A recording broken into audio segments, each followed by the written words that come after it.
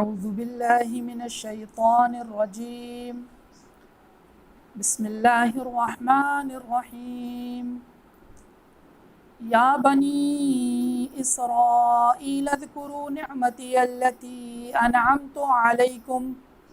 وأني فضلتكم على العالمين واتقوا يوما لا تجزي نفس عن نفس شيئا ولا يقبل منها عدل ولا تنفعها شفاعة ولا هم ينصرون. وإذ ابتلى إبراهيم ربه بكلمات فأتمهن قال إني جاعلك للناس إماما قال ومن ذريتي قال لا ينال عهد الظالمين. وإذ جعلنا البيت مثابة للناس وأمنا واتخذوا من مقام إبراهيم مصلى وأعدنا إلى إبراهيم وإسماعيل أن طهر بيتي للطائفين والعاكفين والركع السجود. وإذ قال إبراهيم رب اجعل هذا بلدا آمنا وارزق أهله من الثمرات من آمن منهم بالله واليوم الآخر قال ومن كفر فأمتعه قليلا ثم أضطره إلى عذاب النار وبئس المصير. وإذ يرفع إبراهيم القواعد من البيت وإسماعيل ربنا تقبل منا إنك أنت السميع العليم ربنا واجعلنا مسلمين لك ومن ذريتنا أمة مسلمة لك وأرنا مناسكنا وتب علينا إنك أنت التواب الرحيم. ربنا وابعث فيهم رسولا منهم يتلو عليهم آياتك ويعلمهم الكتاب والحكمة ويزكيهم إنك أنت العزيز الحكيم.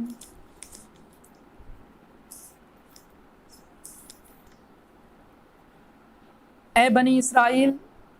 یاد کرو میرے احسانات جو میں نے تم پر کیے، اور اس بات کو کہ میں نے تم کو جہاں والوں پر فضیلت بخشی تھی، اور اس دن سے ڈرو جب کوئی شخص کسی شخص کے ذرا بھی کام نہ آئے گا، نہ کسی سے کوئی فدیہ قبول کیا جائے گا، نہ کسی کے لیے کسی کی سفارش سود مند ہوگی، اور نہ انہیں کہیں سے مدد مل سکے گی۔ یاد کرو اس بات کو کہ ابراہیم کو اس کے رب نے کچھ باتوں میں آزمایا اور وہ ان میں پورا اترا، تو اس کے رب نے فرمایا میں تمہیں انسانوں کا پیشوا بنانے والا ہوں۔ ابراہیم نے کہا اور میری اولاد میں سے؟ فرمایا میرا وعدہ ظالموں سے متعلق نہیں۔ اور یاد کرو اس بات کو کہ ہم نے اس گھر کعبہ کو انسانوں کے لیے اجتماع کی جگہ اور امن کا مقام ٹھہرایا، اور حکم دیا کہ ابراہیم کی اسی جگہ کو عبادت گاہ بناؤ، اور ہم نے ابراہیم اور اسماعیل کو تاکید کی کہ میرے گھر کو طواف کرنے والوں، حرم میں ٹھہرنے والوں اور رکوع و سجود کرنے والوں کے لیے پاک رکھو۔ اور یاد کرو اس بات کو کہ ابراہیم نے دعا کی اے میرے رب، اس مکہ کو امن والا شہر بنا اور اس کے باشندوں کو جو اللہ اور آخرت پر ایمان رکھتے ہوں پھلوں کا رزق عطا فرما۔ اللہ تعالیٰ نے فرمایا اور جو لوگ کفر کریں گے انہیں بھی تھوڑے دنوں فائدہ اٹھانے کا موقع ملے گا، پھر کشا کشا انہیں دوزخ کے عذاب کی طرف لے جاؤں گا، اور بہت برا ٹھکانہ ہے وہ۔ اور یاد کرو اس بات کو کہ ابراہیم بیت اللہ کی بنیادیں اٹھا رہے تھے اور اسماعیل بھی، اور دعا کرتے جاتے تھے اے ہمارے رب ہمارے اس عمل کو ہماری طرف سے قبول فرما، یقیناً تو دعاؤں کا سننے والا سب کچھ جاننے والا ہے۔ اے ہمارے رب ہمیں اپنا فرما بردار مسلم بنا اور ہماری نسل میں سے ایک امت تشکیل فرما جو تیری فرما بردار مسلم ہو، ہمیں ہماری عبادت کے طریقے بتا اور ہماری توبہ قبول فرما، یقیناً تو بہت زیادہ توبہ قبول کرنے والا اور بڑا مہربان ہے۔ اے ہمارے رب، تو ان میں ایک رسول انہی میں سے مبعوث فرما جو انہیں تیری آیات سنائے، کتاب الہی اور حکمت کی تعلیم دے اور ان کا تزکیہ کرے۔ بلا شبہ تو مقتدر اعلیٰ حکمت والا ہے۔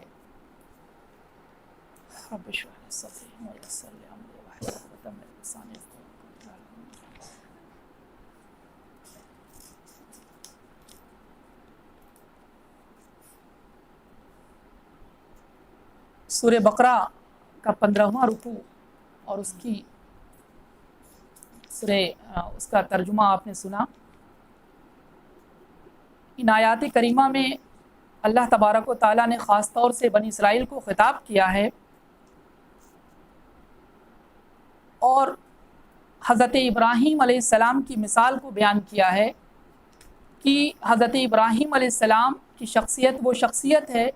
جس کے اوپر اہل کتاب ہوں یا مسلمان ہوں یا مشرکین مکہ عرب کے لوگ، ان تینوں کا اتفاق ہے، یعنی وہ سب حضرت ابراہیم علیہ السلام کو بہت ہی محترم شخصیت سمجھتے تھے اور ان کی طرف اپنی نسبت کرنے کو وہ بہت ہی اچھا محسوس کرتے تھے اور لوگوں سے کہتے بھی تھے کہ ہم ابراہیمی دین ابراہیم کے اوپر ہیں۔ تو لہٰذا اللہ تبارک و تعالیٰ نے خاص طور سے حضرت ابراہیم علیہ السلام کے اوصاف، ان کی صفات کے بارے میں اور کس طریقے سے وہ اللہ تعالیٰ کے مطیع و فرما بردار تھے، اور اسی طریقے سے وہ کون کون سی چیزیں تھیں جن کے ذریعے حضرت ابراہیم علیہ السلام کو اللہ تعالیٰ نے آزمایا، اور اس آزمائش میں حضرت ابراہیم علیہ السلام سرخرو ہو کر نکلے، کامیابی کے ساتھ نکلے، اور اللہ تبارک و تعالیٰ نے ان کو تمام انسانوں کا پیشوا بنایا، تمام انسانوں کا امام بنایا، یہاں تک کہ اللہ تعالیٰ اپنے نبی صلی اللہ علیہ وسلم کو بھی یہی حکم دے رہے ہیں ان اتبع ملت ابراہیم حنیفہ، کہ اے نبی آپ بھی ابراہیم علیہ السلام کی ملت کی جو ہے وہ پیروی کریے۔ تو لہٰذا اللہ تعالیٰ نے اپنے خلیل حضرت ابراہیم علیہ السلام کے اسوے کو یہاں پر بیان کیا ہے۔ اس کے ساتھ ہی ساتھ کئی ساری جو ایسے واقعات جو اللہ کے نبی صلی اللہ علیہ وسلم اس وقت موجود نہیں تھے، اور قرآن کی خاصیت یہی ہے کہ قرآن اللہ کے نبی صلی اللہ علیہ وسلم کو وہ ساری باتیں بھی بتا رہا ہے جس کا تعلق ماضی سے ہے، اسی طریقے سے بہت ساری چیزیں جو فیوچر اور مستقبل میں پیش آنے والی ان کے تعلق سے بھی اللہ تعالیٰ اپنے نبی صلی اللہ علیہ وسلم کو اس طرح کی بارے میں بتا رہے ہیں اور بشارت بھی دے رہے ہیں۔ تو لہٰذا قرآن کریم وہ کتاب ہے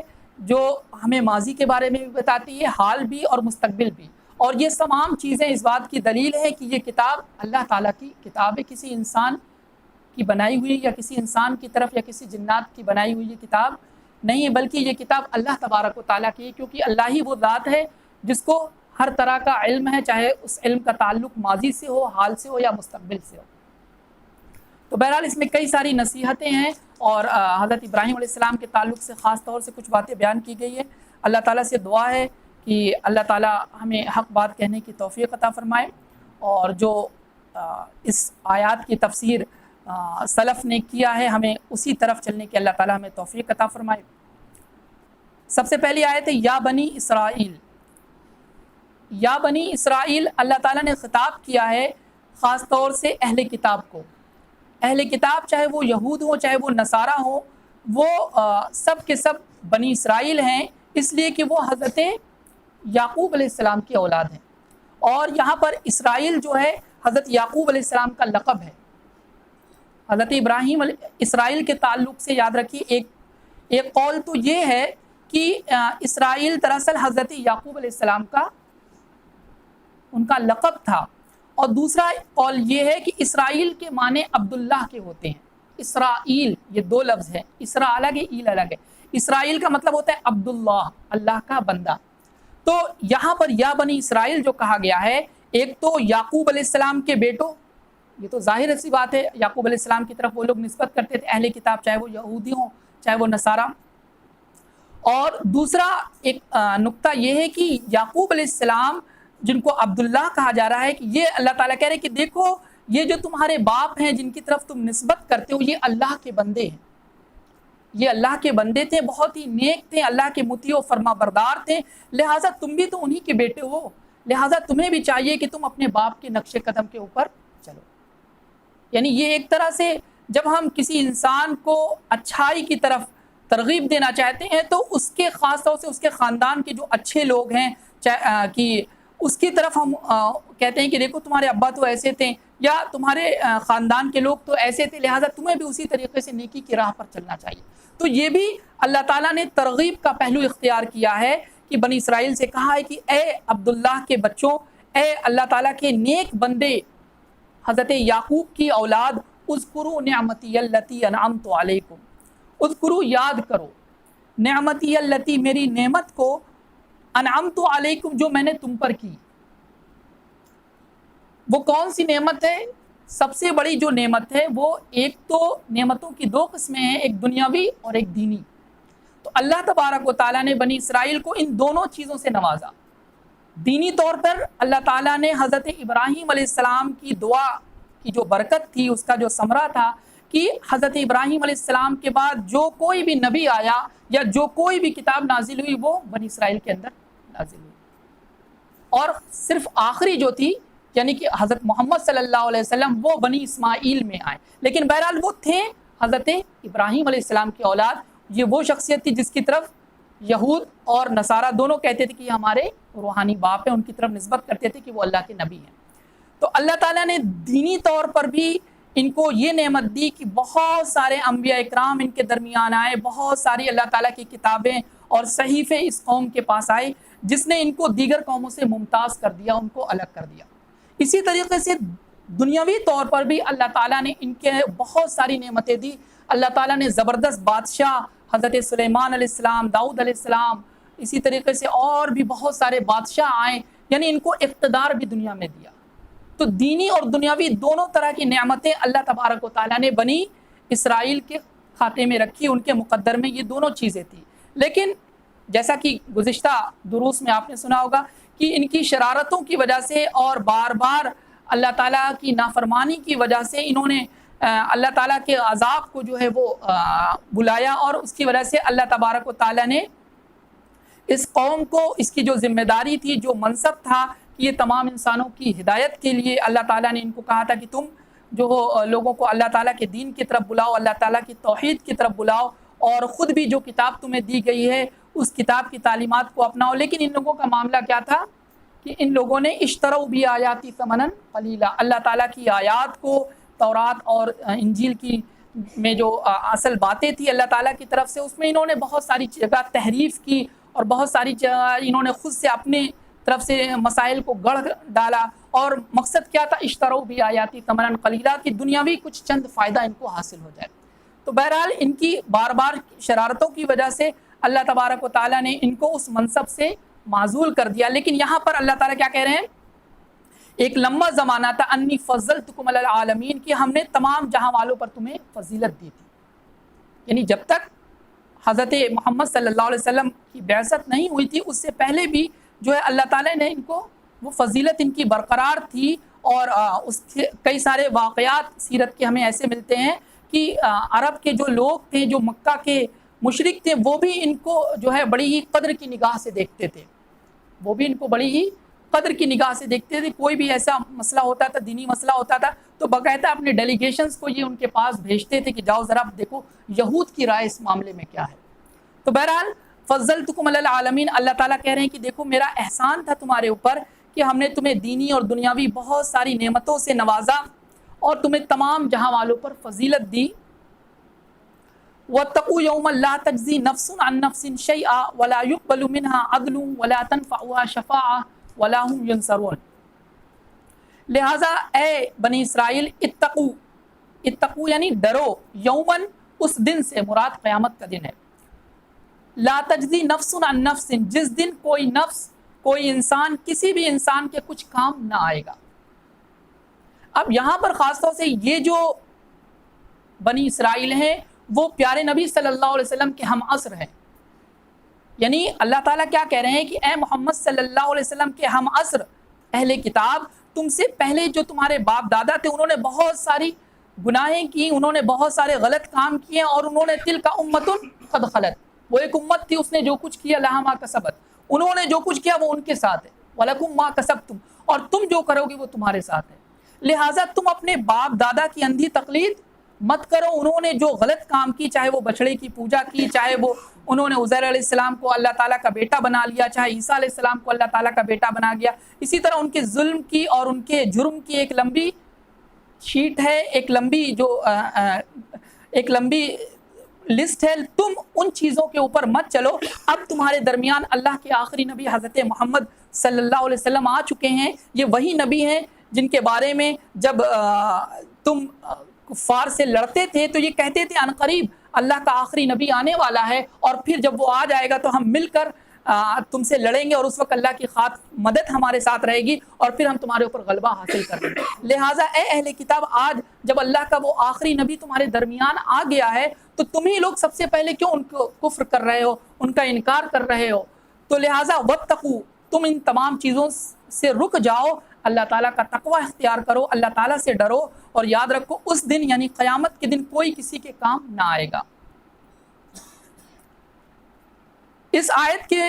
کو اور بھی کئی جگہ اللہ تعالیٰ نے کہا ہے کہ یوم لا تجزی نفس عن نفس، وہ دن اتنا سخت دن ہوگا کہ یوم یفر المرء من اخیہ و امہ و ابی و صاحبتہ و بنی، اس دن کی سختی، قیامت کے دن کی سختی اور ہولناکی اور شدت یوں ہوگی کہ انسان دنیا میں جن کو سب سے زیادہ اہمیت دیتا ہے وہ کون ہے؟ سب سے زیادہ اس کے ماں باپ، یا اس کی اپنی بیوی، اس کا شوہر، یا اس کا اپنا بچہ۔ تو اللہ تبارک و تعالیٰ نے قرآن میں کئی جگہ اس نقشے کو کھینچا ہے کہ اس دن نفسی نفسی کا عالم ہوگا، ہر انسان کو بس اس بات کی فکر ہوگی کہ میرا کیا ہوگا، آج اللہ تعالیٰ میرے ساتھ کیا معاملہ فرمائیں گے، آج میرا نامہ اعمال جو ہے وہ میرے دائیں ہاتھ میں ملے گا یا بائیں ہاتھ میں ملے گا۔ تو وہ ایک عجیب نفسی نفسی کا عالم ہوگا جس میں ہر انسان ایک دوسرے سے بے نیاز ہوگا، یہاں تک کہ جو اس کا کلائمیکس ہے، اللہ تبارک و تعالیٰ نے کہا ہے کہ ایک ماں جو اپنے بچے کو دودھ پلاتی ہے وہ اس کو بھی اس دن بھول جائے گی۔ یعنی ایک ماں جو بچے کو دودھ پلاتی وہ ہمیشہ سوتی بھی ہے تو اسی کی نیند سوتی ہے، اٹھتی بھی ہے تو اسی کی نیند اٹھتی ہے، یعنی اس سے زیادہ کوئی کسی کی فکر نہیں کرتا جتنا ایک ماں اپنے دودھ پیتے ہوئے بچے کی فکر کرتی ہے۔ لیکن اللہ تعالیٰ کیا فرماتے ہیں، اس دن کی سختی، ہولناکی اور شدت کا حال یہ ہوگا کہ ماں بھی اپنے شیرخوار بچے کو بھول جائے گی۔ واتقوا، لہٰذا اے اہل کتاب، خاص طور سے تم اور تمام انسانوں کو اللہ تعالیٰ کیا کہہ رہے ہیں کہ واتقوا یوم لا تجزی نفس عن نفس شیئا، اس دن سے تم ڈرو جس دن کوئی کسی کے کام نہیں آئے گا، نہ باپ بیٹے کے، نہ بیوی شوہر کے، نہ جو ہے کوئی اور کسی کے کام آئے گا۔ ولا يقبل منها عدل،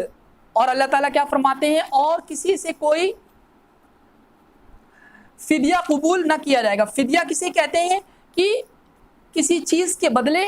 یعنی میری جان کے بدلے کچھ روپے لے لو، مال لے لو، کچھ اور چیز لے لو، یا کسی اور کی جان لے لو لیکن مجھے بخش دو۔ تو اس کے بارے میں بھی اللہ تعالیٰ نے قرآن کریم میں فرمایا ہے کہ انسان یہ چاہے گا کہ میری جان بچ جائے، بدلے میں چاہے تو میری بیوی، میرے بچے، میرے ماں باپ، میرے عزیز و اقارب جن کے ہاں میں جاتا تھا، وہ لوگ ہمیں جو ہے شیلٹر دیتے تھے یا بڑا ہمارا خیال کرتے تھے، وہ سب کے سب جہنم میں چلے جائے، لیکن اللہ تعالیٰ مجھے آج آپ بچا لیجیے۔ اتنی زیادہ سختی کا عالم ہوگا کہ دنیا کے اندر آپ دیکھتے ہوں گے کہ جب کوئی مصیبت آتی ہے، بیٹا یہ چاہتا ہے کہ ماں کی بجائے میرے اوپر یہ پریشانی آ جائے،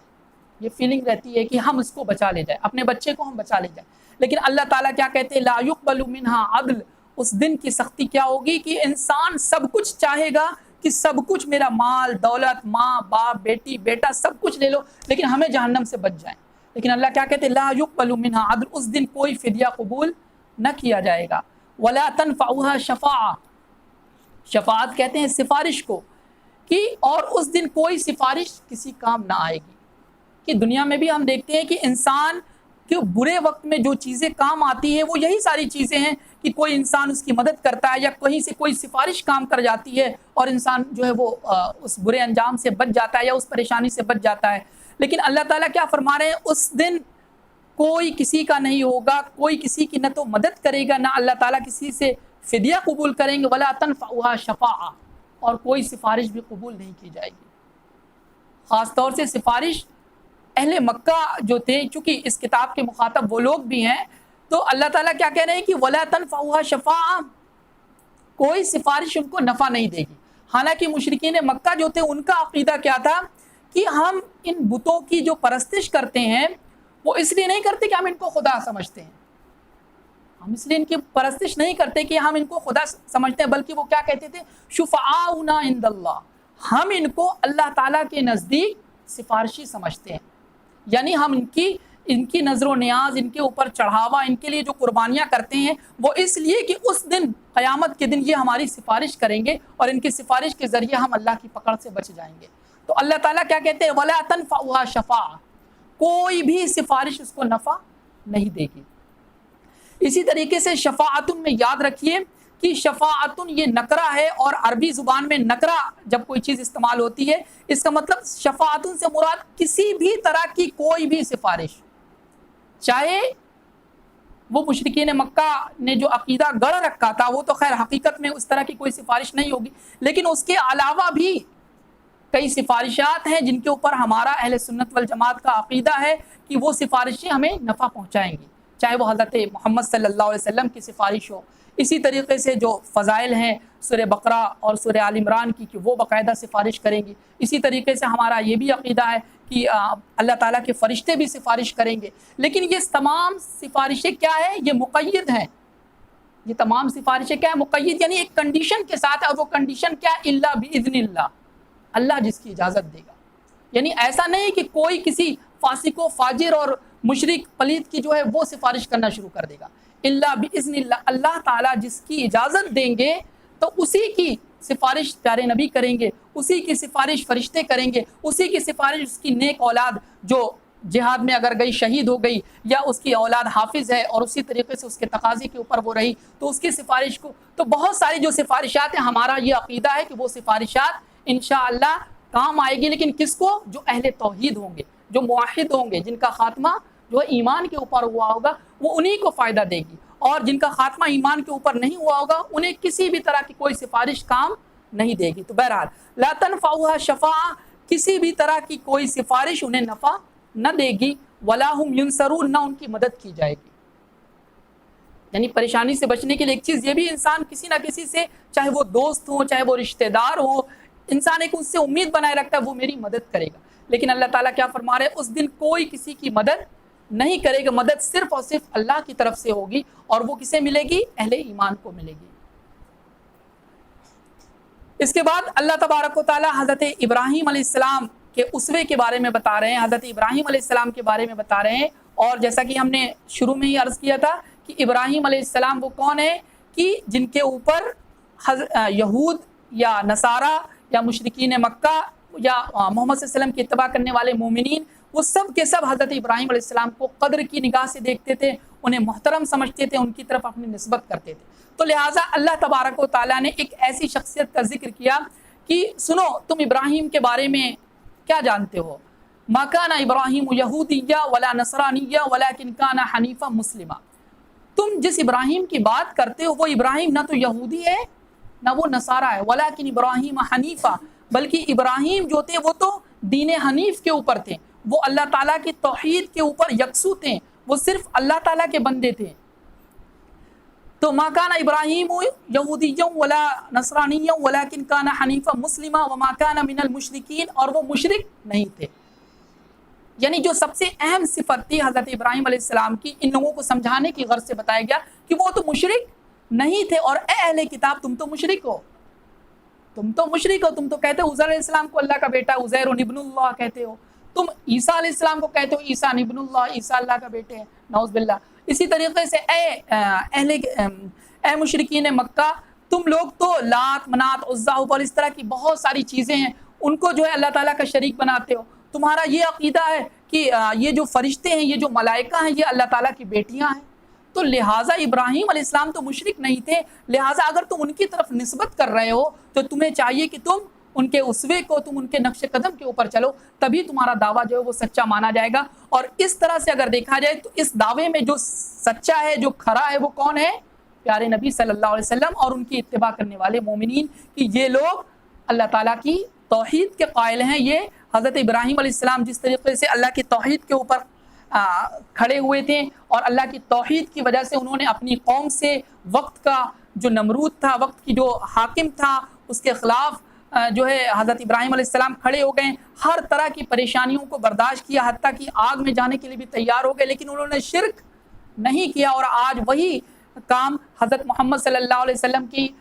جو اتباع کرنے والے مومنین ہیں کہ وہ کچھ بھی ہو جائے لیکن وہ کسی بھی طریقے سے اللہ تعالیٰ کے ساتھ شرک نہیں کر رہے ہیں۔ اس کی ایک چھوٹی سی مثال ہے حضرت بلال رضی اللہ تعالیٰ عنہ کی، کس طریقے سے ان کو جو ہے وہ ان کا جو آقا ہے، ان کا جو مالک ہے، کس طریقے سے عرب کی سخت دھوپ میں ریت کے اوپر لٹاتا تھا اور بار بار یہی بس کہتا تھا کہ وہ اللہ تعالیٰ کے ساتھ شرک کریں، لیکن حضرت بلال بار بار یہی کہتے تھے احد احد اللہ احد، کہ نہیں اللہ تعالیٰ ایک ہے۔ تو لہٰذا اس دعوے میں حضرت ابراہیم علیہ السلام کی طرف نسبت کرنے میں جو لوگ سچے ہیں وہ کون ہیں؟ وہ مومنین ہیں، اور نہ تو یہودی سچے ہیں، نہ تو نصارہ سچے ہیں، اور نہ تو عرب کے مشرک سچے ہیں۔ اللہ تعالیٰ فرماتے ہیں وَإِذِ ابْتَلَىٰ، ابتلا کے معنی ہوتا ہے آزمائش، ایگزامینیشن، کسی کو پرکھنا۔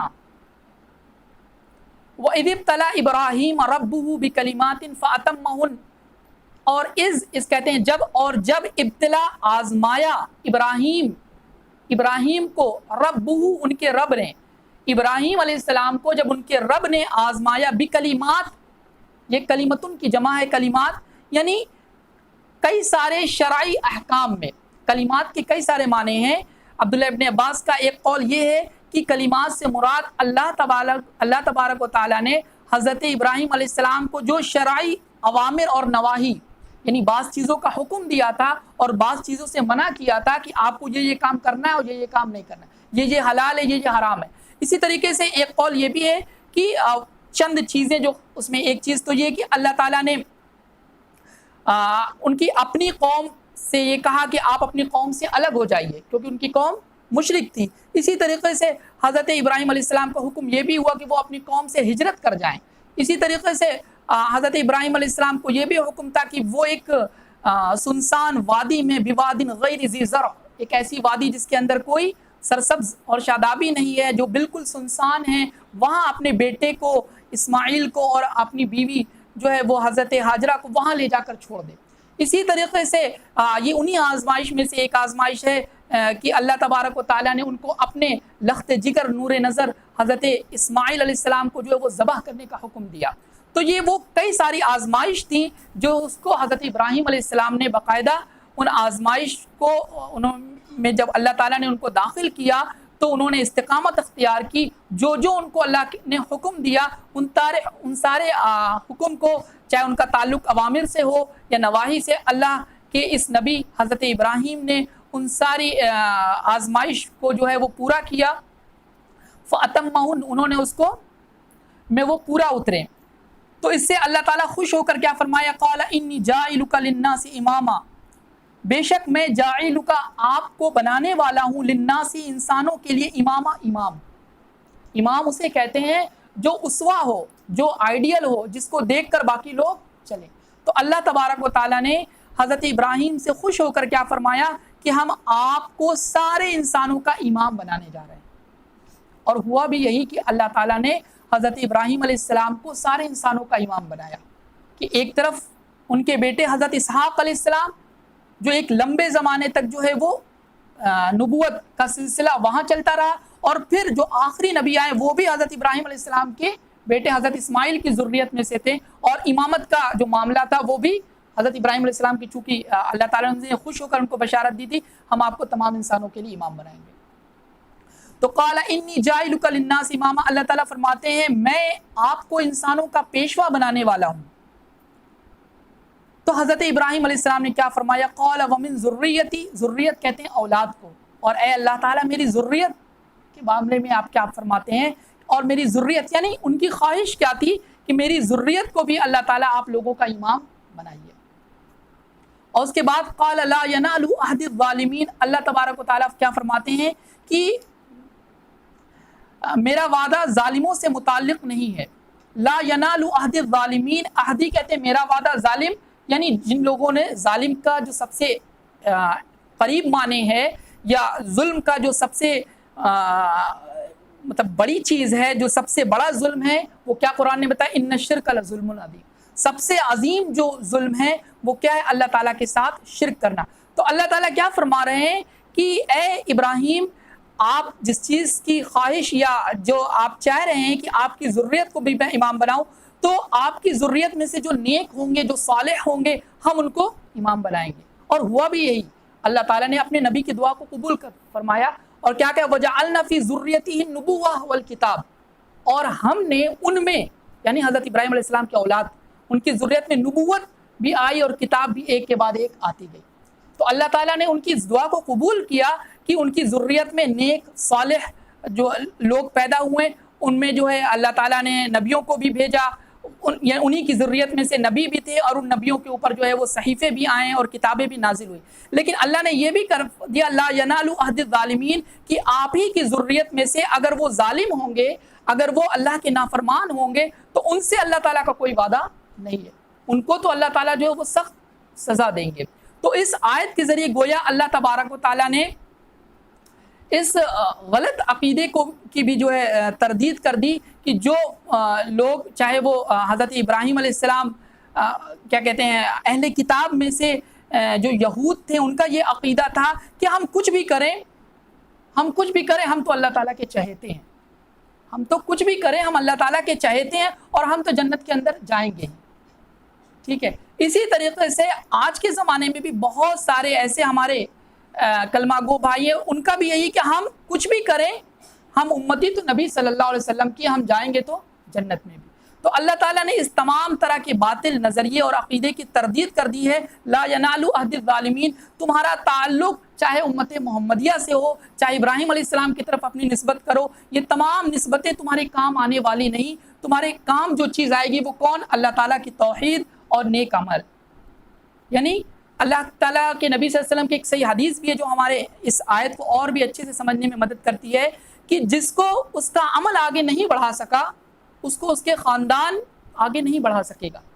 یعنی دنیا میں اپنے خاندان کی نسبت کر کے وہ کچھ فائدہ حاصل کر سکتا ہے، لیکن اللہ تبارک و تعالیٰ کے دربار میں صرف اس بنیاد کے اوپر کہ کوئی محمد صلی اللہ علیہ وسلم کا امتی ہے، یا صرف اس بنیاد پر کہ وہ ابراہیم علیہ السلام کی طرف اپنی نسبت کرنے والا تھا، یا صرف اس بنیاد پر کہ میں عاشق رسول ہوں اور اللہ تعالیٰ اس کی تمام غلطیوں کو معاف فرما دیں گے، ایسا نہیں، بلکہ لا ینال عہد الظالمین، مشرکوں سے، ظالموں سے، فاسقوں فاجروں سے اللہ تعالیٰ کا کوئی وعدہ نہیں ہے، بلکہ ان کی پکڑ ہوگی۔ اللہ کا جو وعدہ ہے وہ کس سے؟ نیک اور صالح لوگوں سے ہے۔ تو بہرحال وَإِذْ جَعَلْنَا الْبَيْتَ مَثَابَةً لِلنَّاسِ وَأَمْنًا وَاتَّخِذُوا مِن مَّقَامِ إِبْرَاهِيمَ مُصَلًّى، وَإِذْ، اور جب، جعلنا، ہم نے بنایا، البیت، بیت یعنی مراد کعبہ، بیت اللہ، اللہ تعالیٰ کا گھر کعبہ، اور جب ہم نے کعبہ کو کیا بتایا؟ مثابۃ للناس، لوگوں کے لیے۔ مثابہ کے ایک معنی تو ثواب حاصل کرنا ہے، یعنی لوگوں کے لیے ثواب حاصل کرنے کی جگہ ہے، یعنی جس قدر حج کے اوپر، عمرے کے اوپر ثواب ہے وہ اپنی جگہ ہے۔ لیکن مثابہ کے عبداللہ ابن عباس کا ایک قول یہ بھی ہے، مثابہ یعنی وہ جگہ جہاں پر بار بار انسان جائے اور اس کا دل نہ بھرے، یعنی ایک بار بھی انسان اگر زیارت کر لیتا ہے اور اس کے بعد جب اپنے گھر آتا ہے اس کی خواہش پھر ہوتی ہے دوبارہ سہبارہ، وہ بار بار جو ہے اللہ تعالیٰ کے گھر کی زیارت کرنے کا شوق اس کا کبھی ختم نہیں ہوتا ہے۔ تو یہ اللہ تبارک و تعالیٰ نے اس گھر کے اندر ایک خاص صفت یہ رکھی ہے کہ مثابۃ للناس، کہ لوگ جو ہیں وہ بار بار اس کی طرف اس کی زیارت کا شوق ان کے اندر رہے گا، چاہے وہ جتنی بار بھی جائیں۔ تو وَإِذْ جَعَلْنَا الْبَيْتَ مَثَابَةً لِلنَّاسِ وَأَمْنًا، اللہ تعالیٰ فرماتے ہیں اور یاد کرو اس بات کو کہ ہم نے اس گھر کعبہ کو انسانوں کے لیے اجتماع کی جگہ اور امن کا مقام ٹھہرایا۔ تیسرا قول یہ ہے کہ اجتماع کی جگہ، یعنی جب حج اور عمرہ ہوتا ہے تو آپ دیکھتے ہیں کہ دور دراز سے جو ہے مسلمان جو ہے وہاں پر جاتے ہیں اور جمع ہوتے ہیں۔ تو مثابۃ للناس یعنی وہ جگہ جہاں جا کر انسان ثواب حاصل کرتا ہے، وہ جگہ جہاں پر جانے کے بعد انسان کا دل نہیں بھرتا، پھر اسے وہاں پر جانے کا شوق پیدا ہوتا ہے، وہ جگہ جہاں پر انسان جو ہے اللہ تعالیٰ کی توحید کی وجہ سے اللہ تعالیٰ کے لیے خاص طور سے جو حج مناسک حج کو ادا کرنے کے لیے اس مقام کے اوپر جاتا ہے، اور اجتماع گاہ ہے، تمام مسلمان وہاں پر ایک خاص وقت میں جو ہے جمع ہوتے ہیں۔ تو اس گھر کی خاصیت تو ایک تو یہ ہے کہ لوگ بار بار اس کی طرف آتے ہیں، وہ امنا، اور کیا ہے وہ امن والی جگہ ہے۔ اللہ تعالیٰ نے حضرت ابراہیم علیہ السلام کی دعا بھی یہ تھی کہ اللہ تعالیٰ اس گھر کو امن والی بنائیے، یہاں پر ہر طرح کا فتنہ فساد اور جو برائیاں ہیں اس سے اس شہر کی اللہ تعالیٰ آپ حفاظت فرمائیے۔ لہٰذا اللہ تبارک و تعالیٰ نے اپنے نبی حضرت ابراہیم علیہ السلام کی دعا کو قبول فرمایا اور اس جگہ کو امن والا شہر بنایا۔ وَاتَّخِذُوا مِن مَقَامِ إِبْرَاهِيمَ مُصَلًّى، اور حکم دیا کہ ابراہیم کی اسی جگہ کو عبادت گاہ بناؤ۔ من مقام ابراہیم مصلی، مصلی کہتے ہیں نماز پڑھنے کی جگہ کو۔ مقام ابراہیم، ابراہیم علیہ السلام کا مقام، یعنی یہ مقام سے مراد کیا ہے؟ مقام سے مراد مفسرین نے جو اس کی تفسیر کی ہے کہ وہ پتھر جس کے اوپر جب بیت اللہ کی دیوار جو ہے تھوڑا اونچی ہونے لگی اور پھر ایک اسٹول کی جیسے ضرورت پڑتی، ویسے ہی اس اسٹول کی جب ضرورت پڑی تو حضرت اسماعیل علیہ السلام اپنے والد حضرت ابراہیم علیہ السلام کے لیے ایک پتھر لائیں اور اس پتھر کو وہ رکھ دیتے تھے، حضرت ابراہیم علیہ السلام اس کے اوپر چڑھتے تھے اور پھر اسماعیل علیہ السلام ان کو ایک اینٹ دیتے تھے اور وہ اس کو اوپر رکھتے تھے۔ اسی طریقے سے وہ لوگ اس اللہ تعالیٰ کے گھر کی تعمیر بھی کرتے جا رہے تھے اور ایک طرح سے طواف بھی کرتے جا رہے ہیں، کیونکہ بیت اللہ کا جو سب سے بڑا حق ہے وہ کیا ہے کہ وہاں پر طواف کیا جائے۔ تو من مقام ابراہیم مصلی، وقت اللہ تعالیٰ کیا کہہ رہے ہیں کہ ہم نے ابراہیم کو اور ہم نے یہ حکم دیا کہ ابراہیم علیہ السلام کا وہ جو پتھر ہے جس کے اوپر رکھ کر وہ انہوں نے بیت اللہ کی تعمیر کی، اس کی دیواروں کو کھڑا کیا، اسی مقام کو جو ہے وہ تم نماز کی جگہ بناؤ۔ اور اس آیت کے سلسلے میں یاد رکھیے ایک حضرت عمر رضی اللہ تعالیٰ عنہ نے ایک موقع کے اوپر فرمایا کہ اللہ تبارک و تعالیٰ نے 3 باتوں میں میری موافقت کی، یعنی میں نے 3 چیزوں کی خواہش کی اور اللہ تبارک و تعالیٰ نے اس چیز کو پورا کر دیا۔ اس میں ایک چیز یہ بھی تھی کہ ابراہیم علیہ السلام نے یہ خواہش کی کہ کیوں نہیں ابراہیم علیہ السلام کا وہ جو پتھر ہے اسی جگہ کے اوپر جو ہے وہ وہیں پر جو ہے وہ نماز پڑھا جائے، یعنی اس جگہ کو وہیں کے اوپر جو ہے جو لوگ کعبہ میں ہیں ان کی امامت کرنے والا جو امام ہے وہ وہاں کے اوپر کھڑا ہو کر نماز پڑھا۔ لہٰذا اللہ تبارک و تعالیٰ نے حضرت عمر کی اس دعا کو قبول فرمایا، وَاتَّخِذُوا مِن مَقَامِ إِبْرَاهِيمَ مُصَلًّى، اور اس آیت کو نازل کر دیا کہ ابراہیم علیہ السلام کا جو مقام ہے وہ جو پتھر ہے اس جگہ پر جو ہے وہ نماز پڑھایا جائے۔ لہٰذا پیارے نبی صلی اللہ علیہ وسلم نے نماز پڑھائی اور اس حالت میں کہ بیت اللہ اور پیارے نبی صلی اللہ علیہ وسلم کے درمیان میں وہ مقام ابراہیم تھا۔ اب بعد کے دور میں حضرت ابراہیم علیہ السلام نے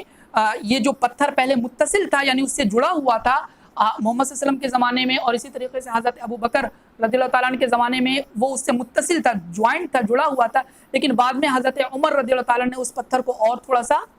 دور کر دیا جیسا کہ آج ہم جس حالت میں اسے دیکھتے ہیں۔ تو بہرحال من مقام ابراہیم مصلی، یہ حضرت عمر رضی اللہ تعالیٰ عنہ کی خواہش تھی اور اللہ تعالیٰ نے اپنے عمر رضی اللہ تعالیٰ عنہ کی اس خواہش کو پورا فرمایا۔ اسی طریقے سے 2 اور خواہش تھی ان کی، وہ بتاتے چلیں کہ ایک موقع کے اوپر اللہ کے نبی صلی اللہ علیہ وسلم کو حضرت عمر رضی اللہ عنہ نے کہا کہ اے اللہ کے حبیب صلی اللہ علیہ وسلم، آپ کے پاس اچھے لوگ بھی آتے ہیں اور برے لوگ بھی آتے ہیں، لہٰذا کیا ہی بہتر ہے کہ امہات المومنین کو جو ہے آپ پردے کے لیے کہیے،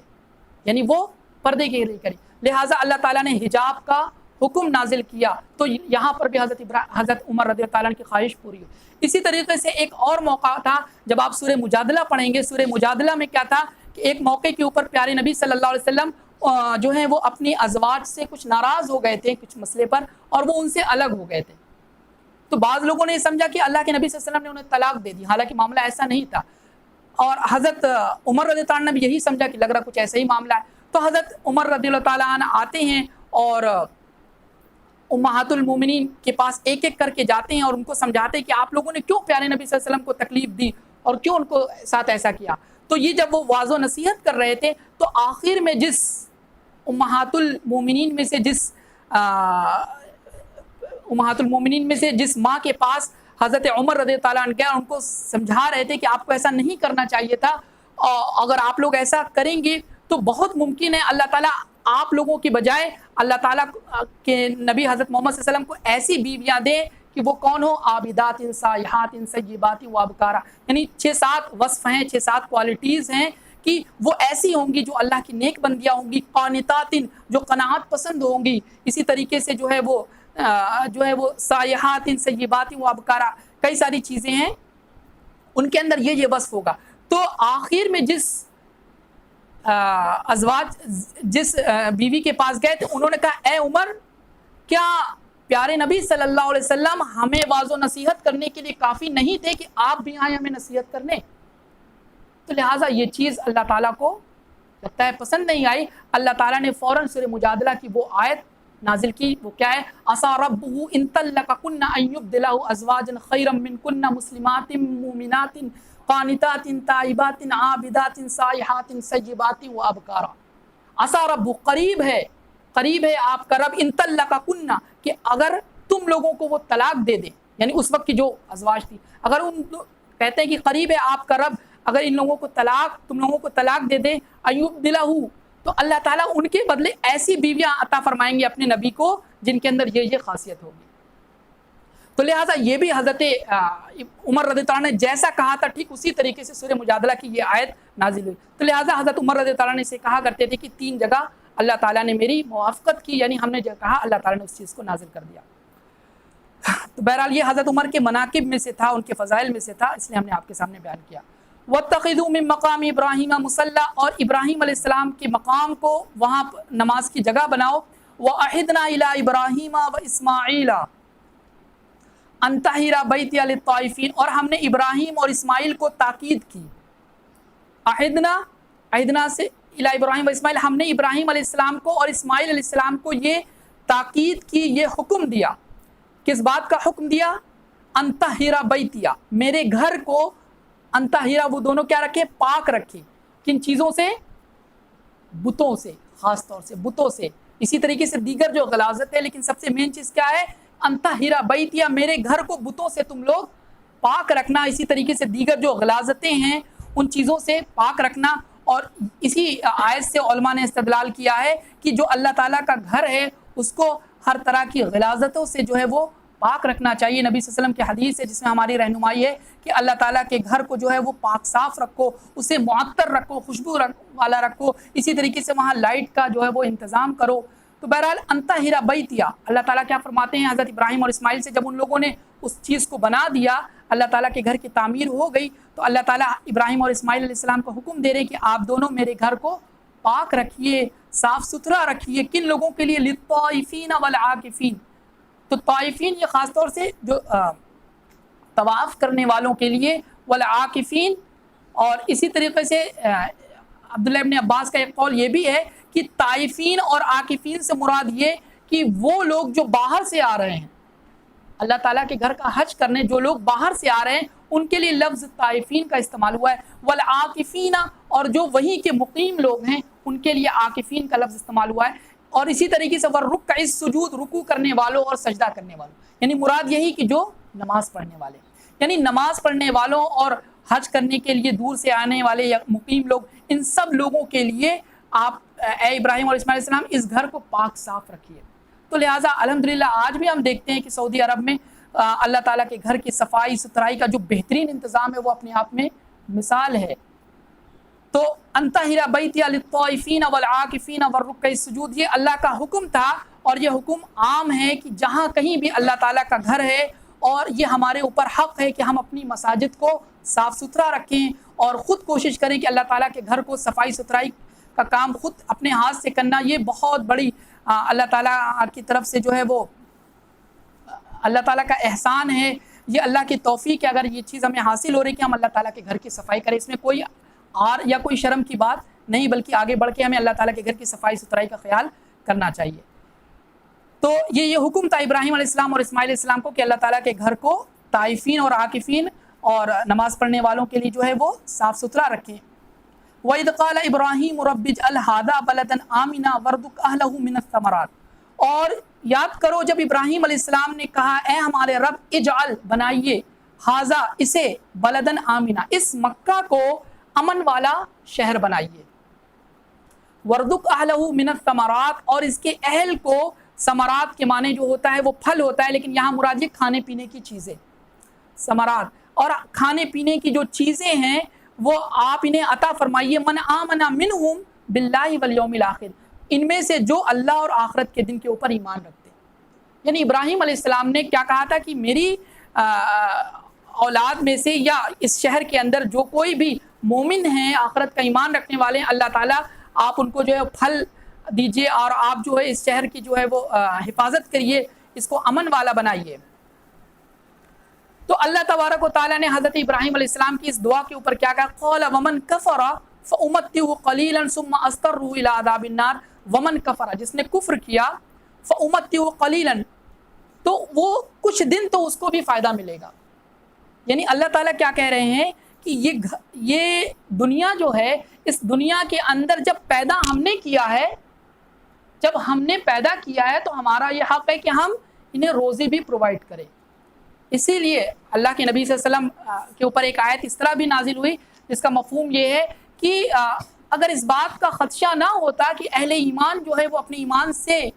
پھر جائیں گے، تو اللہ تعالیٰ کفار و مشرکین کی گھر کی جو چھت ہے اس کو بھی سونے کے بناتا، ان کی سیڑھیاں بھی سونے کے بناتا۔ اسی طریقے سے ہے کہ یعنی ان کو بہت زیادہ دنیاوی چیز نوازتا۔ تو لہٰذا ہمیشہ اس بات کو یاد رکھیں کہ دنیا کے اندر اگر انسان کو جو مال و دولت ہے یا اس طرح کی چیزیں حاصل ہو رہی ہیں، یہ ہرگز اس بات کی دلیل نہیں کہ اللہ تعالیٰ اس سے خوش ہے۔ یا اسی طریقے سے اگر کوئی ان چیزوں سے محروم ہے، مال و دولت سے محروم ہے، تو یہ ہرگز اس بات کی دلیل نہیں کہ اللہ تعالیٰ اس سے ناراض ہے۔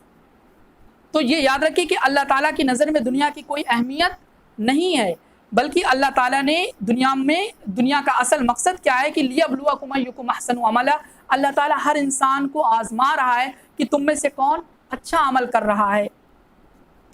تو اللہ تعالیٰ نے کیا فرمایا کہ ومن کفر، اے ابراہیم علیہ السلام، اس شہر کے اندر رہنے والے مشرک ہم ان کو بھی کھلائیں گے اور پلائیں گے، قلیلا، لیکن تھوڑا سا، یعنی مراد یہ دنیا میں جب تک یہ، ثم اضطرہ الی عذاب النار، اور پھر معاملہ کیا ہے،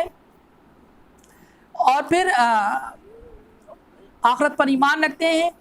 جو لوگ کفر کریں گے انہیں بھی تھوڑے دنوں فائدہ اٹھانے کا موقع ملے گا، پھر انہیں دوزخ کی عذاب کی طرف لے جاؤں گا، اضطروا الی عذاب النار، انہیں دوزخ کی عذاب کی طرف ہم لے جائیں گے، وبئس المصیر، اور وہ بہت ہی برا ٹھکانہ ہے۔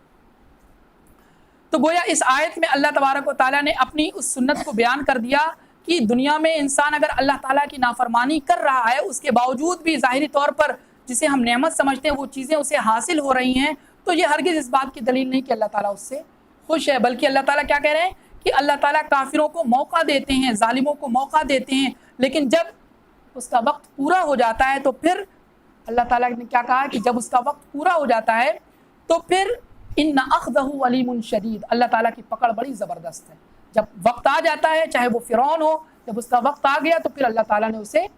غرق کر دیا، اسے جو ہے وہ کر دیا۔ اسی طریقے سے وہ ابو جہل، اسی طریقے سے اور جو دیگر مشرکین مکہ تھے جو بہت زیادہ اکڑتے تھے فتح مکہ کے اوپر، ان کا کیا حال ہوا کہ وہ اپنی جانوں کی بھیک مانگ رہے۔ تو لہٰذا اس میں تمام اہل ایمان، قیامت تک کے جو اہل ایمان ہیں یا وہ جہاں کہیں بھی آزمائش کے مرحلے سے گزر رہے ہیں، وہ ظاہر دنیاوی طور پر مغلوب ہیں، ان سب کے لیے بشارت ہے کہ دیکھو اللہ تعالیٰ کی مدد تمہارے ساتھ ہے، اور جو جنت ہے وہ تمہارا ٹھکانہ ہے، لہٰذا تم اس جنت کے بارے میں جو ہے کوششیں کرو، اور جو وقتی پریشانیاں آئی ہیں، مصائب آئے ہیں، تم اس میں جو ہے وہ استقامت اختیار کرو اور اللہ تعالیٰ کے دین سے ہرگز مت پھرو۔ یعنی وقت کے فرعون سے تمہیں پریشان اور اس سے مرعوب ہونے کی ضرورت نہیں، بلکہ اللہ تعالیٰ کے توحید کے اوپر جمے رہو۔ اور یہ لوگ جو تمہیں نقصان پہنچا رہے ہیں عنقریب اپنے ٹھکانے کو پہنچنے والے ہیں، اور وہ کون ہیں؟ جہنم ہے۔ وَإِذْ يَرْفَعُ إِبْرَاهِيمُ الْقَوَاعِدَ مِنَ الْبَيْتِ وَإِسْمَاعِيلُ، اور جب ابراہیم علیہ السلام اللہ تعالیٰ کے گھر کعبہ کی جو دیوار تھی اور اس کو بلند کرتے جا رہے تھے ابراہیم علیہ السلام اور ان کے بیٹے اسماعیل، تو اس وقت وہ کیا کہہ رہے تھے؟ ربنا تقبل منا، اے ہمارے رب ہمارے اس عمل کو ہم سے قبول فرمائیے، انک انت السمیع العلیم، بے شک آپ سننے والے اور علم والے ہیں۔ یہاں پر بھی جو نقطہ جس کے اوپر ہمیں غور کرنا چاہیے کہ یہ ایک ایسا عمل ہے کہ ایک اس سے بڑی سعادت انسان کے لیے کیا ہو سکتی کہ وہ اللہ تعالیٰ کے گھر کی تعمیر کرے۔ نبی صلی اللہ علیہ وسلم نے کہا ہے نا کہ جو اللہ تعالیٰ کے گھر کی تعمیر کرے گا اللہ تعالیٰ اس کے لیے جنت میں گھر بنائیں گے۔ تو اللہ تعالیٰ کے گھروں میں وہ گھر جو سب سے اہم ہے یعنی کعبہ، اس کی تعمیر کون کر رہا ہے؟ حضرت ابراہیم علیہ السلام اور اسماعیل علیہ السلام، اور کرنے کے ساتھ ساتھ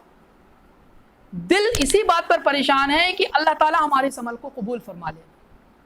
تو یہاں سے ایک نقطہ جو علماء نے مفسرین نے بیان کیا ہے وہ یہ کہ جو حقیقی ایمان والے ہوتے ہیں وہ کتنا بھی اچھا عمل کریں لیکن ان کا دل کیا؟ وجلت قلوبہم،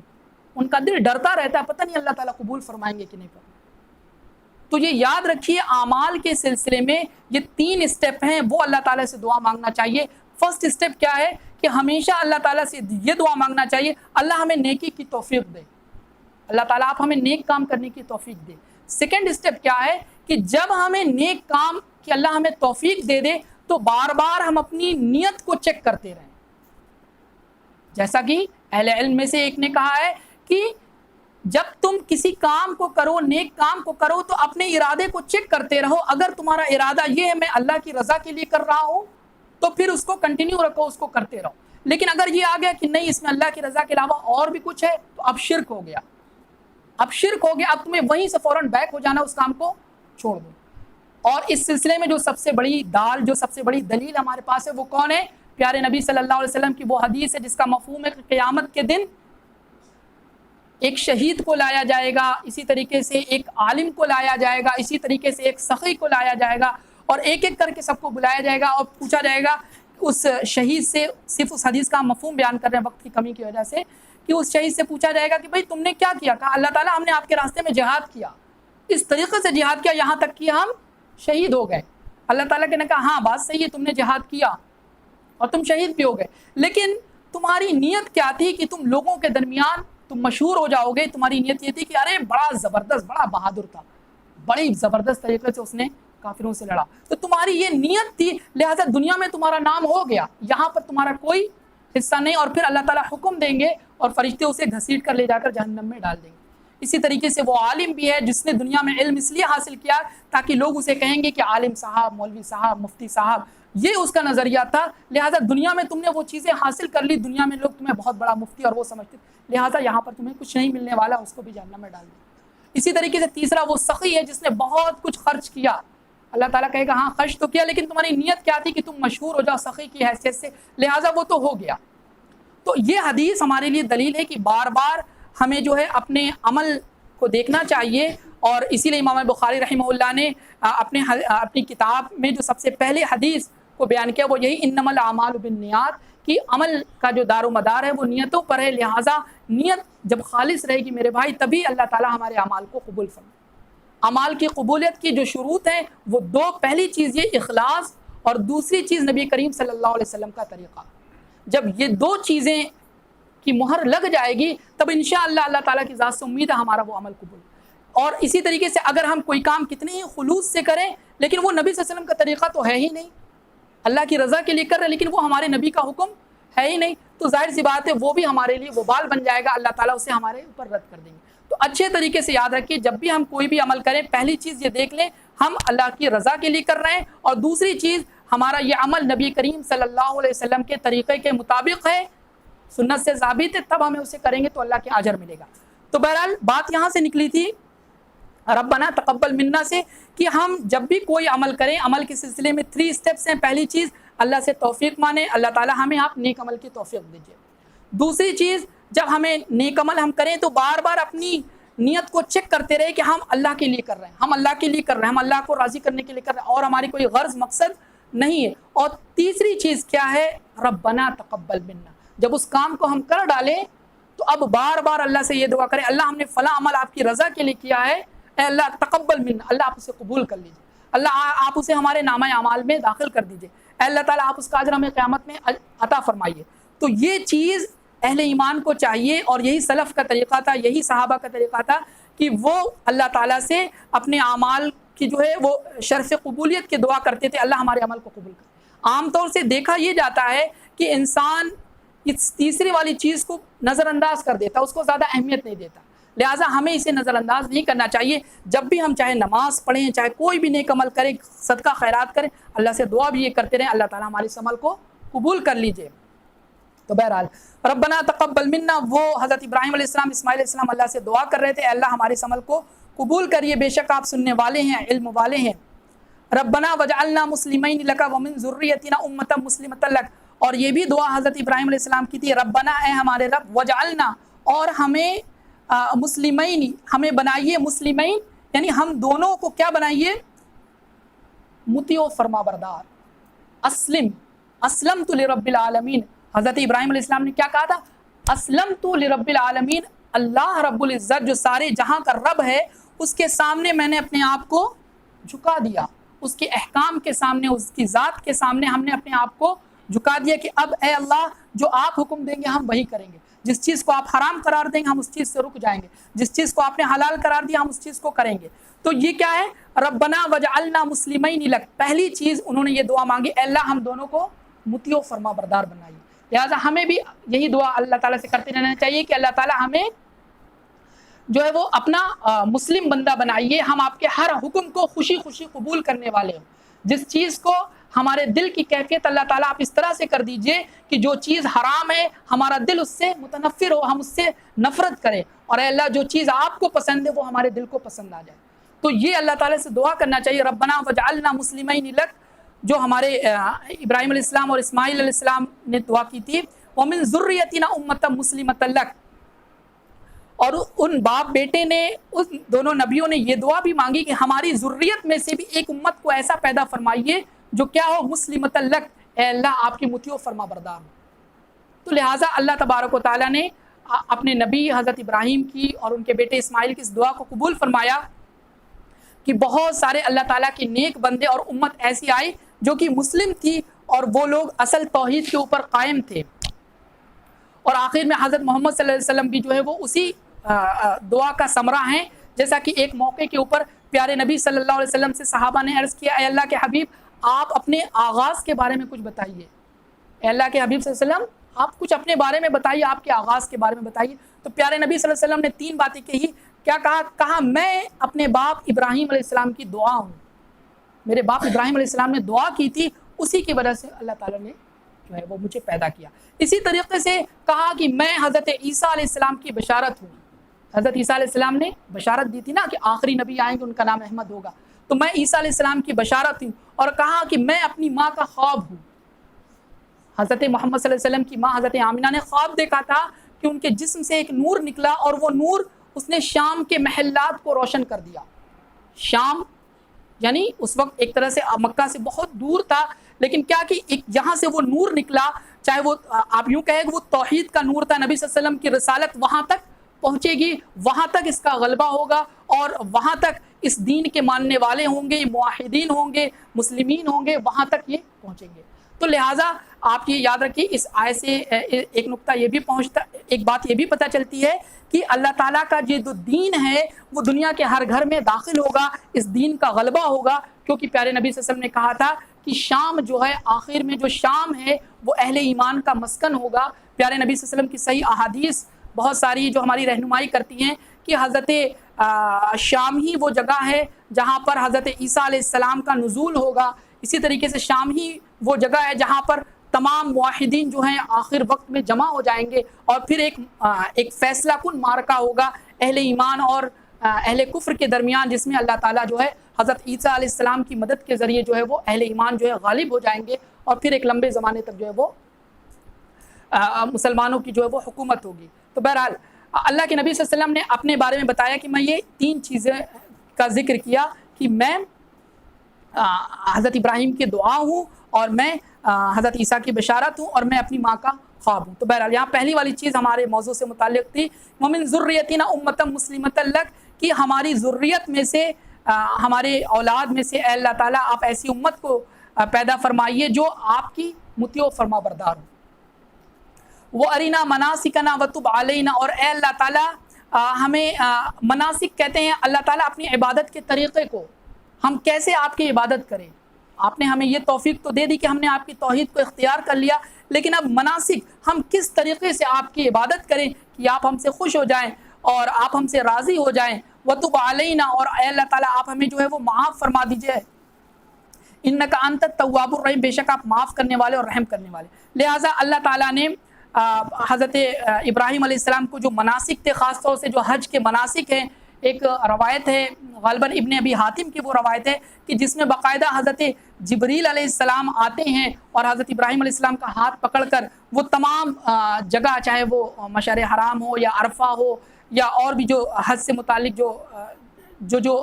ارکان ہیں، ان سارے مقام کے اوپر وہ حضرت ابراہیم علیہ السلام کو لے کر جاتے ہیں۔ اور روایات میں یہ بات بھی ہے کہ ہر جگہ شیطان بھی رہتا ہے، اور وہ شیطان اپنی طرف سے کچھ کوشش چاہتا ہے کہ ہم کچھ مکس کر دیں، لیکن بار بار حضرت جبریل علیہ السلام جو ہے وہ حضرت ابراہیم علیہ السلام سے کہتے ہیں کہ آپ اس کو پتھر ماریے، اور وہ پتھر مارتے ہیں، بہرحال وہ وہاں سے ہٹ کے دوسری جگہ چلا جاتا ہے، اور دوسری جگہ بھی اسی طرح حضرت جبریل علیہ السلام کہتے ہیں کہ پتھر ماریے، لہٰذا وہ پتھر مارتے ہیں، اور آخر میں حضرت جبریل علیہ السلام خود اس بات کو ایکسپلین کرتے ہیں کہ میں اس لیے کہہ رہا تھا کہ اس کو پتھر مارو کہ اگر آپ اسے پتھر نہیں مارتے، اس کی پوری کوشش تھی کہ حج کے مناسک میں وہ کچھ چیزیں اپنی طرف سے شامل کر دے، تو لہٰذا اللہ تعالیٰ نے اس کو بچایا۔ بہرحال یہ ایک روایت ہے، اس کی تحقیق ہم نے نہیں کیا کہ یہ روایت صحیح ہے یا نہیں ہے، لیکن بہرحال حج کے مناسک کے تعلق سے یہ بات اہم تھی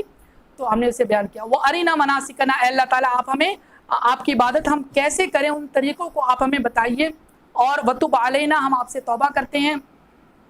ہماری گناہ کو معاف فرمائیے، انک انت التواب الرحیم، آپ معاف کرنے والے اور رحم کرنے والے۔ یہاں پر بھی ہمیں ایک ادب پتہ چل رہا ہے کہ ہم کتنا بھی نیک عمل کریں لیکن بعد میں اللہ سے یہ دعا مانگے کہ اللہ آپ ہمیں معاف کر دیجئے، یعنی نیک عمل کر کے ہمارا نفس ایسا نہ ہو پھول جائے، موٹا ہو جائے کہ ہم نے بہت بڑا کام کر دیا، بلکہ دل کے اندر یہ ہو اللہ تعالیٰ آپ قبول کر لیجئے، اور اللہ تعالیٰ اس کام میں جو کمی اور کوتاہی رہ گئی اللہ اسے معاف کر دیجئے گا، آپ معاف کرنے والے اور رحم کرنے والے ہیں۔ آخری آیت، ربنا وبعث فیہم رسولا منہم یتلو علیہم آیاتک ویعلمہم الکتاب والحکمہ ویزکیہم۔ ربنا، اے ہمارے رب، وبعث فیہم ان کے درمیان بھیجیے، رسولا ایک رسول کو، منہم جو انہی میں سے ہو، یعنی ان کے درمیان ایک رسول منہم ایک نبی ایک رسول کو بھیجیے جو انہی میں سے ہو، یتلو علیہم آیاتک جو آپ کی آیات کی تلاوت کرے، ویعلمہم الکتاب اور کتاب کی تعلیم دے، والحکمہ اور حکمت کی تعلیم دے، ویزکیہم اور ان کا تزکیہ کرے۔ یہ حضرت محمد صلی اللہ علیہ وسلم کو آپ دیکھیے کہ اللہ تبارک و تعالیٰ نے حضرت ابراہیم علیہ السلام کی جو دعا تھی اس دعا کا ثمرہ تھا کہ اللہ تعالیٰ نے حضرت محمد صلی اللہ علیہ وسلم کو اپنی ہی قوم کے اندر نبی بنا کر بھیجا، رسولا منہم انہی میں سے ایک فرد تھے، اور وہ کون تھے؟ نبی امی تھے، یعنی وہ کوئی ایسی شخصیت بھی نہیں تھی جس کے پاس بہت بڑا عالم تھا، بلکہ یہ بھی اللہ تعالیٰ کی ایک حکمت تھی کہ اللہ نے اپنی نبی کو امی رکھا۔ امی اس شخص کو کہتے ہیں جسے لکھنا پڑھنا نہیں آتا، تو پیارے نبی صلی اللہ علیہ وسلم نبی امی تھے، جو آخری نبی وہ نبی امی تھے، رسولا منہم ان کو اللہ تعالیٰ نے ان کو نبی بنا کر قوم آخری جو نبی تھے حضرت محمد صلی اللہ علیہ وسلم اپنی قوم میں آئے، اور ان کا کام کیا تھا؟ یتلو علیہم آیاتک، اللہ تعالیٰ کی آیاتوں کی تلاوت کرتے تھے، وَيُعَلِّمُهُمُ الْكِتَابَ وَالْحِکْمَةَ کتاب و حکمت کی تعلیم دیتے تھے، وَيُزَكِّيهِمْ ان کا تزکیہ کرتے تھے۔ خاص طور سے نبی کے 3 عمل کو بیان کیا گیا، یہ وہ 3 عمل تھے جس کے لیے خاص طور سے حضرت محمد صلی اللہ علیہ وسلم آئے۔ وہ کون سا عمل تھا؟ اللہ تعالیٰ کی آیات کی تلاوت کرتے تھے، قرآن کریم کی تلاوت کرنا یہ بھی باعث ثواب ہے، یہ سے اللہ تعالیٰ کی رضا حاصل ہوتی ہے، اللہ تعالیٰ خوش ہوتے ہیں۔ پیارے نبی صلی اللہ علیہ وسلم نے کہا کہ جو شخص قرآن کریم کو پڑھتا ہے ایک ایک حرف کے اوپر 10 نیکیاں ملتی ہیں، ٹھیک ہے، اور میں یہ نہیں کہتا الف لام میم یہ 3 ہے، بلکہ الف 1 ہے، لام 1 ہے، میم 1 ہے، یعنی اس طریقے سے اللہ کے نبی صلی اللہ علیہ وسلم نے شوق دلایا۔ تو یہ یاد رکھیے قرآن کریم کی تلاوت کرنا یہ اپنے آپ میں ایک عبادت کا کام ہے، یہ ثواب کا کام ہے، لہٰذا اس طرح کی باتیں کرنا یا کوئی غلط فہمی میں یہ کہے کہ قرآن پڑھنے سے کیا فائدہ جب اس کو سمجھتے ہی نہیں، اس طرح کی باتوں سے ہمیں توبہ کرنا چاہیے۔ یہ بات بہت ہی غلط ہے جو لوگ اس طرح کی باتیں کرتے ہیں کہ قرآن کو بغیر سمجھے پڑھنے سے کیا فائدہ۔ یاد رکھیے اس کو، یہ 2 حکم ہے، 2 الگ الگ چیز ہے، یہ بھی اللہ کا حکم ہے، افلا یتدبرون القرآن، کیا ہو گیا ہے تم قرآن کے اوپر غور و فکر نہیں۔ تو قرآن کے اوپر غور و فکر کرنا یہ بھی ضروری ہے، اور اگر ایک شخص نہیں غور و فکر کر رہا، تلاوت ہی کر رہا، تو بہرحال اس کو ثواب انشاءاللہ تعالیٰ ملے گا، جیسا کہ ہمارے نبی صلی اللہ علیہ وسلم نے کہا ہے۔ تو قرآن کی جو ہے اس کو سمجھ کر یا نہ سمجھ کر جو بھی اگر انسان تلاوت کر رہا ہے تو انشاءاللہ وہ اس کو ملے گا، لیکن اصل جو چیز مقصود ہے، جو اصل مقصد ہے قرآن کا، وہ قرآن کو اللہ نے جو نازل کیا وہ اسی لیے نازل کیا کہ انسان اس سے رہنمائی حاصل کرے، اس سے ہدایت حاصل کرے۔ تو اسی لیے اللہ تعالیٰ نے کیا کہا کہ اللہ کے نبی قرآن کی آیات کی تلاوت بھی کرتے تھے، یتلو علیہم آیاتک، اور اس تلاوت کا کے اندر جو چاشنی تھی وہ آپ خود دیکھتے ہیں کہ کفار مکہ چھپ چھپ کر نبی کریم صلی اللہ علیہ وسلم کے قرآن کو سنتے تھے، اور بعض موقع کے اوپر کیا ہوا کہ سجدے کی آیت آئی تو وہ اس طرح سے مسحور ہوئے کہ وہ خود سجدے میں چلے گئے، بعد میں ہوا کہ نہیں ایسے نہ جاؤ۔ یعنی قرآن کے اندر اللہ تعالیٰ نے یہ تاثیر رکھی ہے کہ جب اس کی تلاوت کی جاتی ہے تو اس سے ہر انسان لطف اندوز ہوتا ہے، اور خاص طور سے اہل ایمان تو اس سے زیادہ جو ہے وہ اس کو فائدہ حاصل ہوتا ہے اور وہ اسے غور سے سنتا ہے۔ تو یتلو علیہم آیاتک، پہلی چیز کیا ہے کہ اللہ تعالیٰ کی آیات کی وہ تلاوت کرتے ہیں، اس قرآن کی تلاوت کرتے ہیں، وَيُعَلِّمُهُمُ الْكِتَابَ وَالْحِکْمَةَ، اور اس کتاب کی تعلیم دیتے ہیں، یعنی اس کتاب کے اندر جو احکام اور مسائل اللہ تعالیٰ نے جن چیزوں کو بیان کیا ہے، وَيُعَلِّمُهُمُ الْكِتَابَ، اس قرآن کی تعلیم دیتے ہیں، بتاتے ہیں کہ دیکھو اللہ نے یہ کہا ہے، وَالْحِکْمَةَ، اور حکمہ مفسرین نے کیا کہا ہوئی، حکمت سے مراد سنت ہے، حکمت سے مراد سنت ہے، اور اس کی دلیل پیارے نبی صلی اللہ علیہ وسلم کی ایک روایت جو مسند احمد کی صحیح روایت ہے کہ اللہ کے نبی صلی اللہ علیہ وسلم نے فرمایا، الا، لوگوں سنو،